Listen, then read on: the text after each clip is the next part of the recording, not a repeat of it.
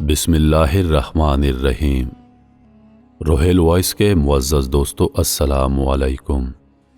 میں ہوں روہیل خان اور آپ دیکھ رہے ہیں روہیل وائس چینل۔ اصحاب فیل کا واقعہ۔ یمن اور حبشہ کا بادشاہ ابرہہ تھا۔ اس نے شہر صنعاء میں ایک گرجا گھر بنایا تھا اور اس کی خواہش تھی کہ حج کرنے والے بجائے مکہ مکرمہ کے صنعاء میں آئیں اور اسی گرجا گھر کا طواف کریں اور یہیں حج کا میلہ ہوا کرے۔ عرب کے لوگ خصوصاً قریشیوں کو یہ بات بہت شاق گزری۔ چنانچہ قریش کے قبیلے بنو کنانہ کے ایک شخص نے آپے سے باہر ہو کر صنعاء کا سفر کیا اور ابرہہ کی گرجا گھر میں داخل ہو کر پیشاب پاخانہ کر دیا اور اس کے در و دیوار کو نجاست سے آلودہ کر ڈالا۔ اس حرکت پر ابرہہ بادشاہ کو بہت غصہ آیا اور اس نے کعبہ معظمہ کو ڈھا دینے کی قسم کھا لی۔ ابرہہ اسی ارادے سے اپنا لشکر لے کر روانہ ہو گیا۔ اس کے لشکر میں بہت سے ہاتھی تھے اور ان کا پیشرو ایک بہت بڑا ہاتھی تھا جس کا نام محمود تھا۔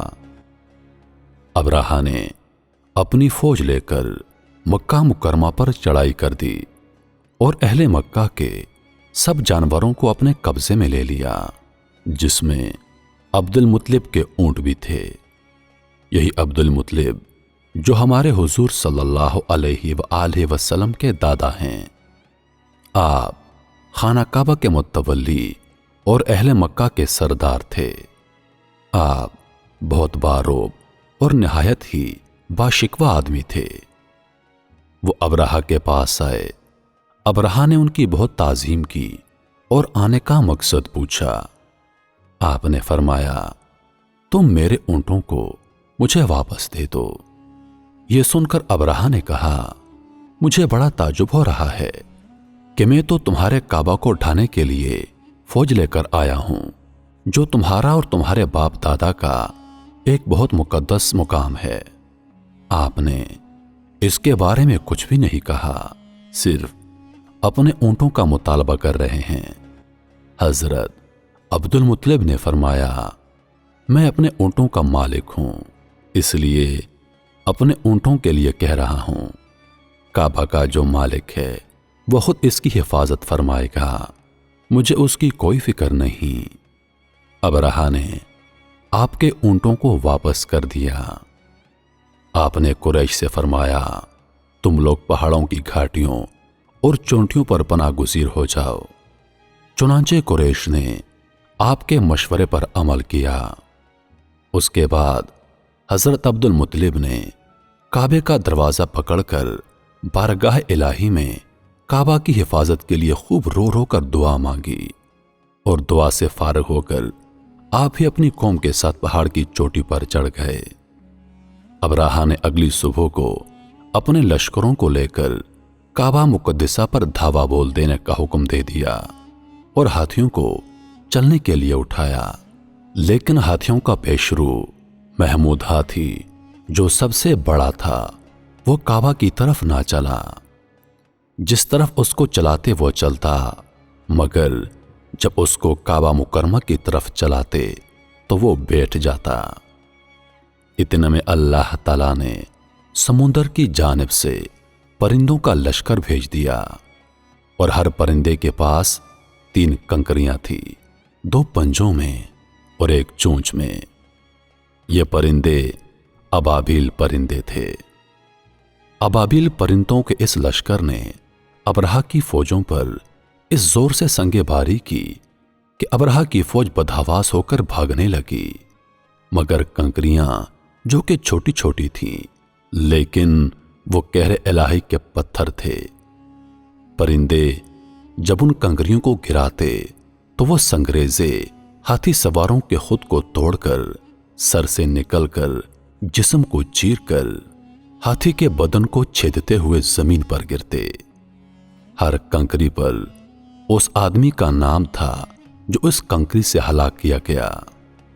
اس طرح ابرہہ کا پورا لشکر ہلاک اور برباد ہو گیا اور کعبہ معظمہ محفوظ رہ گیا۔ یہ واقعہ جس سال وقوع پذیر ہوا اس سال کو اہل عرب عام الفیل یعنی ہاتھی والا سال کہنے لگے۔ اس واقعے کے 50 روز کے بعد حضور سید عالم صلی اللہ علیہ وآلہ وسلم کی ولادت ہوئی۔ اس واقعے کو اللہ تعالیٰ نے قرآن مجید میں فرماتے ہوئے ایک سورت نازل فرمائی جس سورت کا نام سورہ فیل ہے۔ اللہ تعالیٰ فرماتا ہے، اے محبوب، کیا تم نے نہ دیکھا تمہارے رب نے ان ہاتھی والوں کا کیا حال کیا؟ کیا ان کا داؤں تباہی میں نہ ڈالا اور ان پر پرندوں کی ٹکڑیاں بھیجی کہ انہیں کنکر کے پتھروں سے مارتے تو انہیں کر ڈالا جیسے کھائی کھیتی کی پتی۔ میرے عزیز دوستو، اس واقعے سے معلوم ہوتا ہے کہ قرآن مجید کی طرح کعبہ معظمہ کی حفاظت کا ذمہ بھی خود اللہ پاک نے اٹھایا ہوا ہے۔ ماضی میں کافروں نے کعبہ کو شہید کرنے کی بہت کوششیں کی لیکن وہ ناکام رہے کیونکہ اس کا ذمہ خود اللہ تعالیٰ نے اٹھایا ہوا ہے۔ جس طرح کوئی طاغونی طاقت قرآن مجید کو فنا نہیں کر سکتی، ویسے ہی کعبہ کو کوئی صفحہ ہستی سے مٹا نہیں سکتا۔ محترم عزیز دوستو، میں امید کرتا ہوں کہ ویڈیو آپ دوستوں کو پسند آئی ہوگی۔ مزید ایسی ویڈیوز دیکھنے کے لیے ہمارے چینل کو سبسکرائب کر دیں اور ساتھ میں موجود گھنٹی کے بٹن کو ضرور دبا دیں تاکہ ہماری ہر نئی آنے والی ویڈیو سب سے پہلے آپ تک پہنچے۔ مجھے دیجیے اجازت، سانسوں نے وفا کی تو اگلی بار ایک اور ویڈیو لے کر آپ کی خدمت میں حاضر ہوں گا۔ تب تک کے لیے خدا حافظ۔ اللہ پاک آپ سب کا حافظ و نگہبان۔ ہنستے رہیے اور ہمیشہ مسکراتے رہیے۔